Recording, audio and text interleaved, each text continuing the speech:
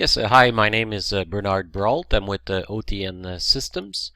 The purpose of this video is to show you a new feature that we're doing, which is basically ladder network or subrings. So I'm going to show you on a network how I would actually create such a subring. Alright, so let's go take a look at the connection layout here. Now what do we see? This is the actual network itself. And what we see here is basically a fairly highly meshed network, but if you've been used to think in terms of SONET, even though it doesn't really apply anymore in the for MPLS-TP, it's really meshed. But you can see here that you have like sort of a main core ring, which consists of all the nodes that starts in the 1000 range. And then you have like other rings in the network, like the 2000 nodes, and so on.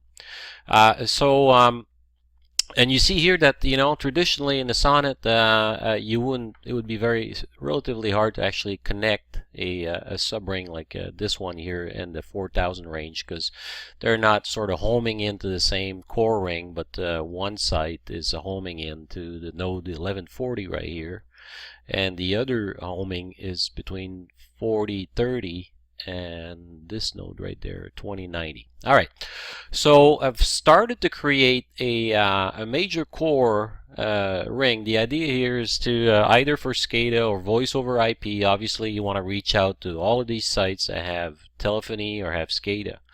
So let me show you the ring that I have.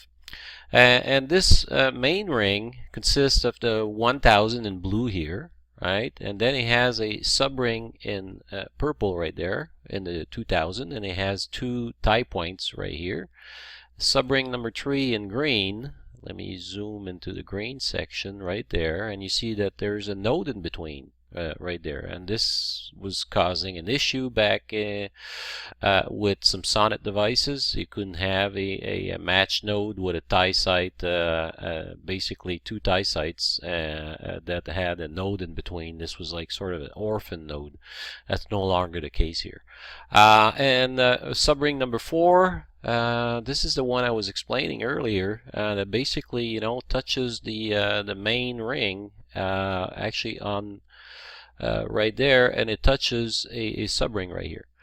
Finally, subring number 7 in purple. That's a pretty straightforward one, very similar to what I showed you before. So the purpose here is to add these 6000 nodes right here and make them part of this sort of logical LAN as a subring that we're going to call subring number 6. Alright, so let's go ahead and create this. So let's just add this. Let me open up the window a little bigger, and let's call it subring 6. And it's not a point-to-point tunnel. It's not a logical ring. That would be the core ring. It's a subring.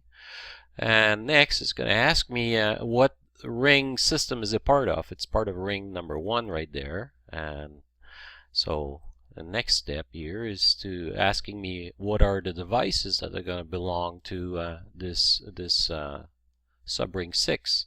And you need to highlight the nodes in the core system as well. So I'm going to pick up the core, and then everybody that's part of, oh, sorry, I'm picking the wrong system right there. Sorry about that.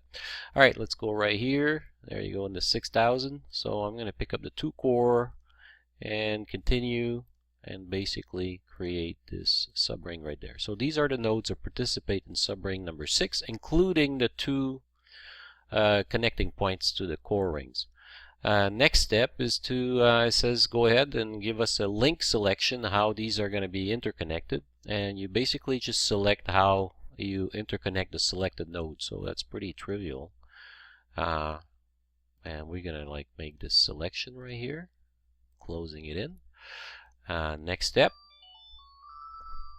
is asking for a ring break. That's how it works. So we're going to choose between the 6010. It has 2 neighbors.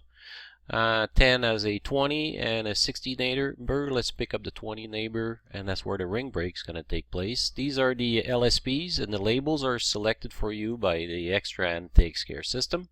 Here's a overview here that's showing basically the ring break between 10 and 20, and here's a subring. So we're done here, and that's it.